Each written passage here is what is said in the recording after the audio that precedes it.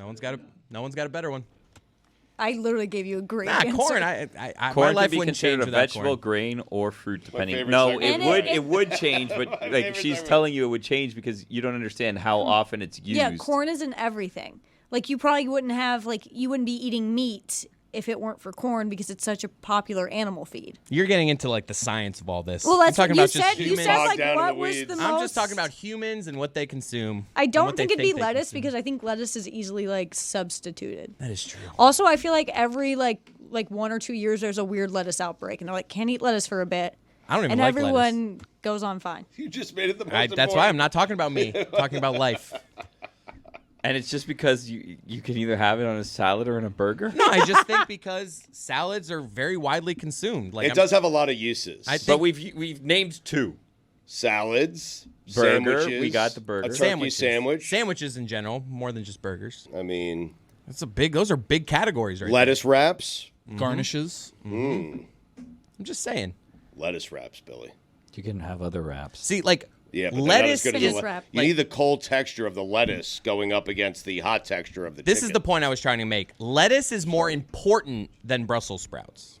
Brussels sprouts taste great, and I love them when they're cooked great, but my life would change more if lettuce went away In what than sense? if Brussels sprouts went How away. would your life change? Because then every burger, I'm just like, I want lettuce into. You can have one plain. You just said you didn't like lettuce. I don't. So then I'm your not life I'm would talking not about change Your life wouldn't because change of a a I'm lot. burger. talking about society here. No, you just said My life. life, yeah.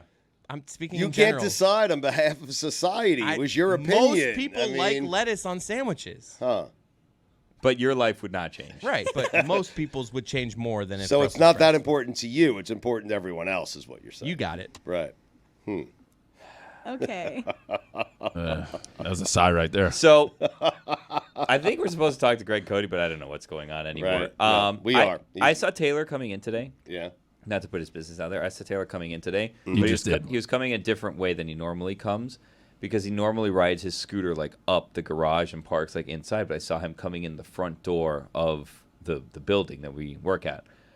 And I asked him, like, no scooter today? He's like, no, I took the bus. My scooter has a flat tire. Oh. And then I was like, well, how long? He's like, a couple weeks. And I'm like, well, how don't you get a change? He's like, oh, I don't know where to get a change. And we started going down this path. And I'm like, Taylor, like, I can figure out how to fix your scooter tire. Not me personally, society. But I said, society can figure out how to change your tire. Just go to YouTube. Someone has put up a video of your probably exact model scooter changing the tire. Just order the parts. And I'm sure you can figure it out. You're a resourceful person. You're a smart person. You can figure it out. Because I guess he had a bad experience with this happened before where his tire got blown out or got a flat tire or whatever. He went to some guy named Tire Tony. Tire Tony went. Scooter Tony, I think. Scooter Tony, sorry. So Scooter Tony fixed his tire one day, and then the next day it was flat again, so he went back to Scooter Tony. Scooter Tony tried to charge him another $120 to fix his scooter tire that he charged him $120 for the day before. Taylor, again, not my place to put any of this out. Taylor went and wrote him a bad Google review while he was in the guy's place and walked out. Then Scooter Tony called him to complain about the fact that he got a bad review, and Taylor didn't answer. But the Scooter Tony bridge was burned when Scooter Tony tried to double up the payment on this. So we said, Taylor, just buy the tire, whatever. We'll figure it out. We can go. And then he was going on YouTube and found a person that can change his tire. We just don't know the parts or how exactly to change the tire. Not Scooter Tony. Not Scooter Tony. Right. We're done with Scooter Tony. Scooter Tony tried to rip off. Okay. And if anyone out there is planning on doing business with Scooter Tony, don't. Let that be your warning to anyone He's out looking there. into the camera. He's I'm pointing. He's serious. If yes. you're trying to rip off Taylor, don't do it. And if you see someone named Scooter Tony, which Taylor admitted he didn't know if the guy's name was Tony. I don't know where Scooter Tony came from. It's just what Mike Fuentes called it, so there may not be a Scooter Tony, but don't go to Scooter Tony. Anyway, the point is, people... There's a point. Yes, people... There's a much larger society- point There here. always is, Roy. It just depends on how long it takes to get there. We were able to Lazy find River. the video of how to fix Taylor's scooter on YouTube Like within that. minutes. And I want to give a shout out to all of the people in society, all the heroes in society, who decide on their spare time to put up videos on YouTube fixing random things. Because I've been able to fix so many things that are specific to me because some helpful person just decided, you know what? I'm going to put this on YouTube. I had my old refrigerator. It had a situation where we would bump into it and it would turn itself into showroom mode. So it would essentially turn off the cooling and just have the lights work as though it was in a showroom, right? And I could not figure out how to do it, right? Some helpful person, the exact same model of my refrigerator, put up a video on YouTube, and 3 or 4 different times we bumped into it and this happened, and we only found out because like all the ice had melted and there was like a huge puddle around it. And I was able to fix it in 2 seconds. Just boom, boom, push this, hold it down for 4 seconds, and it turns right back on. Anything that you need to fix, someone has put up a video on YouTube to fix. My air fryer, one of the buttons fell out, was on my counter. I'm like, how do I put this little button? Because there wasn't just a clean slot for it. Right. YouTube, exact model, exact mistake. Nailed it. See what I'm saying? It's crazy. Really? Yeah. I've been able to change brake lights in my car because someone put up the exact same year, make, and model of my car. This is how you do it. What isn't on YouTube? Is there anything I can put in there? The crazy thing about it, too, is that those videos, while they seem like so random and whatever, then you look at the numbers, like 657,000 people have watched this video, and it's like, whoa. They're Well, always probably so monetized. they're always so soft spoken too. They're like, "Hello, welcome to this tutorial of how to." You have to be because you're about to do something that you're not comfortable doing. You don't know how to do it, and so you have to be like, "Hey, it's going to be okay." Make sure to like and subscribe and Yeah. thanks for being here. There's one guy on YouTube, I don't remember his name right now, but he's like, hey, this is your dad advice. Like, I'm going to teach you all the things that your dad didn't know teach you that if you don't have a guy. dad. Like, You know the dad advice guy? Yeah. How? I follow him on TikTok. so he's like, here's how to fix a toilet.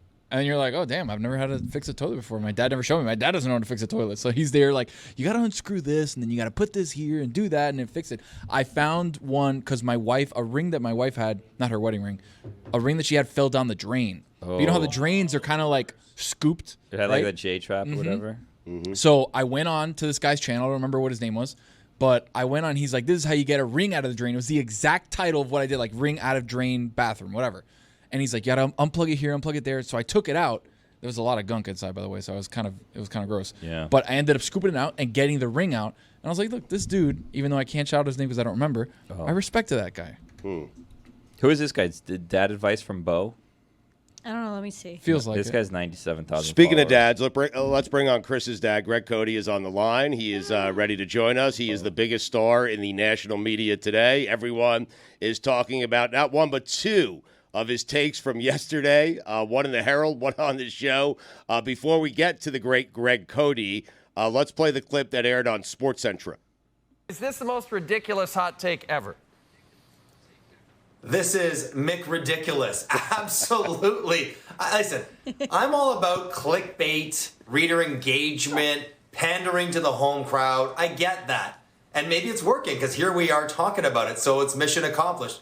But like, if you know anything about hockey, and I'm assuming Greg might, you know that one player, no matter how great he is, cannot get it done and win a Stanley Cup on his own. Not McDavid, not anybody. But McDavid clearly is the greatest player in the game. He is generational. He's one of the best offensive players in the history of the game already. He has proven that beyond a shadow of a doubt. So, Greg, I'm sorry. This is preposterous, outrageous, ridiculous, and just flat out wrong.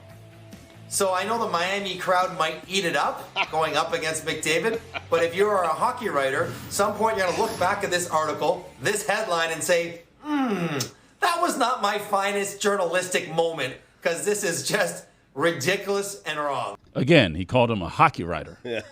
Sorry. Greg Cote, your thoughts? Well, I am not guilty of being a hockey writer. I'm a general sports columnist who dabbles in hockey when hockey is important, which it is this time of year for sure. And I stand by that opinion. Now, you know what? The word you can quibble with the word overrated. I could have called him an underachiever. Underachiever. Yeah, I could have called him an underachiever. Mick disappointed. instead of Three-time overrated. MVP. I think both fit. Yeah. Well, that's an individual award, and his stats are great. But my whole argument is that right now, at this point in his career, he has great stats that amount to empty numbers. And I maintain that when you come into the league called McJesus, called the chosen one, and expected to be the second coming of Wayne Gretzky, and you're in your 9th season and you haven't won a Stanley Cup yet, you have underachieved. You haven't met your lofty expectations yet, beyond lofty expectations. I'm not arguing that he isn't a great player. I know his speed. I know 97 is the best player in the game right now, although that's probably arguable. Austin Matthews might have a little to say with that. Leave him alone. I mean, this is the biggest media star going today. Go ahead. Yeah, this Yep. is the I'm get just of saying, gets. in terms of expectations, in terms of the hype that he has, he's in his 9th year. He hasn't raised the cup yet, and based on the betting odds I see, he is not expected to raise the cup this time either. I know it's not a one-man game, but one man in hockey who's that good, who's Wayne Gretzky good, can lift a team to championship level, and he hasn't yet. So Your that's point my on take. your point on all this is what scares me the most about the Oilers in this series. Every all-time great has a Stanley Cup title. And he's going to get so like history tells us he will get one. That's the part that scares me about this. Okay. Hasn't history told us that for the last 8 or 9 years? That LeBron didn't win till his 9th year. Like it's not that crazy. People usually stars are drafted to bad teams, so Chris, they're bad at the beginning. But you don't get what's going on here. You're taking this very seriously. You want to argue with your dad. Your dad doesn't give a shit. Okay, your dad wrote something. He gave his opinion, and everyone's talking about it in different countries. I mean, that's all he cares about. Well, hold on a second. That's what I'm trying to figure out. So, Greg, this is something you believe. This is not clickbaity. This is not something you were doing just to McRib him. It's all of the above, and I'm going to admit that. Listen, if you read the column I wrote, okay, I believe I'm paraphrasing myself here, but I think I'm quoting myself accurately. This is great. The column begins, Connor McDavid is overrated, boom. In other words, I intentionally wanted to make a statement that would, get people clicks. conversing and watching. And, well, you said clicks. I didn't. You did your job, Greg. Don't apologize for it. You did your job. No, and to Stugotz's point, he's right on the mark here, okay? I don't take – listen, now I know what Sinead O'Connor felt like when she ripped up a picture of the Pope on national TV. I mean, the idea that I would blaspheme this god of hockey in the entire country of Canada, with the possible exception of small pockets of Calgary, would think that I'm an idiot. That's fine with me. It's sports. It's just hockey. I don't think Connor McDavid has lived up to his potential yet. That's all. Well, how are the clicks? You can disagree with it. How are the clicks so far? Yeah, how are the clicks? Pretty good. Now, Pretty good. McOverrated is coming to town. Will you be McInterviewing him or not so much? I will be McInterviewing him in a McGroup interview. Yeah, I'm sure I will after. Any reference to the article written? Maybe you don't mention that you did it. Just say, there's people out there who are saying, this, right? Some are saying exactly right. Dave Hyde. Dave Hyde. I've moved on. Yeah. You've moved on. You haven't moved on. I've written another column since then. You retweeted the old column. That is true. I retweeted it, yeah, only because I hadn't yet reacted to the firestorm. Yeah. So I tweeted out, if you haven't seen the column yet, here it is. Well, is that like an arson returning to the scene of a crime that he started? That's not a bad analogy. Yeah, probably. But here's the thing, and Stugotz alluded to it. I don't take sports that seriously. Like, if I write a column saying I think Patrick Mahomes is overrated, or I think LeBron James is overrated, or I don't think I think Michael Jordan was two more championships away from the all-time. It's just an opinion. It's just a sports opinion. And to the point of the gentleman who was speaking there from Canada, I'm not a hockey writer. I'm not an expert, and I don't pretend to be. But I see sports from a macro standpoint, and overlooking the entirety of sports. If you come into the league with the hype that Connor McDavid had, and 9 years in, you're still looking for your first championship, there is something missing. And believe me, I know about stuff missing from resumes because I grew up in my journalism career covering Dan Marino, one of the greatest quarterbacks ever, but never won a Super Bowl. Yep. And that's a legitimate hole in his resume. And right now in Connor McDavid's resume, if you're calling him the second coming of Gretzky, he's in his 9th year and he hasn't won a Stanley Cup yet. That's on him, not me. Greg, I think you'd like to know that when you type in Greg Cote on Google, first thing that comes up, Greg Cote, Connor McDavid. There you go. A lot of people looking up. Greg, how'd you feel? He mentioned your name twice. The first time he did it, it was very condescending. We'll play it for you and get your reaction. Greg. Greg. Okay, well, here's the good thing. In Canada, they know how to pronounce my last name because Cote or Cote is a very common. It's like Smith or Jones in certain areas. I don't know of if Montreal it's Smith, but well, I mean, it's a very common name. Ask my friends up in Canada right now how It's common Johnson. that surname is. Huh. Yeah, there you go, Johnson. Yeah. Whatever. How'd you feel Yeah, about a newscast talking about your flags? The fact that you pointed out, we have this clip. Okay, so he made news twice, not once, but twice yesterday. Here's the second thing. Finally tonight, did you know that the state of Oregon and the country of Paraguay have something in common? Why am I telling you this? Because we are here to educate and inform, just like the good folks over at the Dan Le Batard Show with Stugotz. Paraguay, from South America, of course, and the U.S. state of Oregon are the only two flags, official flags, that are different on either side. How about that? See? What do you mean by that? Yeah. What do you mean, like Can you say it again? parallelogram Okay. or But something? slower. Okay. Okay. So they're different on both Yeah. sides. If you if The you shape look is at- different. what's on it is different. The look So is they're different. asymmetrical. No. both sides. If you look Like at the on front of the flag and the back of the flag have different things Yes, on them? exactly. Oh. Got Right. it. Yes. Well I've never thought of the said. backside of a flag. Yeah, like the state neither. flag, the Same Florida here. state flag, the Canadian flag are the same on each side. Only in Paraguay and Oregon are the two sides of a flag different. That kind of thing, Alan. And you know it. What a day for you. Thank you. Yes, and by the way, the Greg Cote Show podcast broke that news about the flag fact. With Greg Cody. That's right. Thank you, Roy. You got it. Manny Marino. Whose career would you rather have? Eli. Marino. What? Yeah, 2 rings. I would. Rick. Yeah. There's no I know. Marino I cast. get that. All right. I get that. I'm not saying rings are the be all end all of someone's career, but I think if your career aspires to be live up to the nicknames McJesus and the Chosen One, you have to have a Stanley Cup on your resume. You have to. It's fairness- unequivocal. There's no argument. Jesus had no Stanley Cups. That's a good point, Billy. Mm-hmm. That's a very good point. Yeah. He did have You know, a I'm cup, gonna though. reconsider. Yeah, he had a cup. He had a Confidence cup. cup. Yeah. Yes. Holy Grail, yeah. Okay.